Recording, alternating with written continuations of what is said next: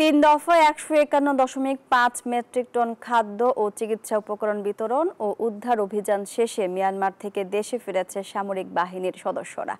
সকালে ঢাকা সেনানিবাসে এক সংবাদ সম্মেলনে এ তথ্য জানান সশস্ত্র বাহিনী বিভাগের অপারেশনস ও পরিকল্পনা পরিদপ্তরের মহাপরিচালক ব্রিগেডিয়ার জেনারেল আলিমুল আমিন। তিনি বলেন, প্রধান উপদেষ্টার নির্দেশে বিভিন্ন ধাপে ত্রাণ ও চিকিৎসা সামগ্রীর পাশাপাশি ৫৫ সদস্যের উদ্ধারকারী দল যায় মিয়ানমারে। এ সময় বেশ কিছু ঝুঁকিপূর্ণ ভবনে উদ্ধার অভিযান পরিচালনা করে সুনাম অর্জন করে বাংলাদেশ সেনাবাহিনী।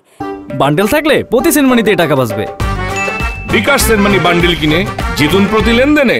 এ সময় চিকিৎসা মেডিকেল দল ৮৮৫ জনকে চিকিৎসা দেন। এই কার্যক্রমে অংশ নিয়ে গুরুত্বপূর্ণ অবদান রাখা সদস্যদের সম্মাননা প্রদান করা হয়।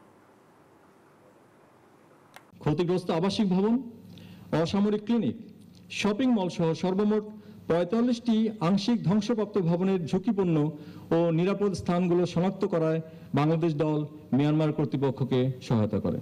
সামরিক ও অসামরিক বিশেষজ্ঞ ডাক্তার ও নার্সদের সমন্বয়ে গঠিত বাংলাদেশ মেডিকেল দল তাদের মোতায়েনকালীন সময়ে ১৭টি জটিল অস্ত্রোপচার সহ সর্বমোট ৮৮৫ জনকে চিকিৎসা সেবা প্রদান করে।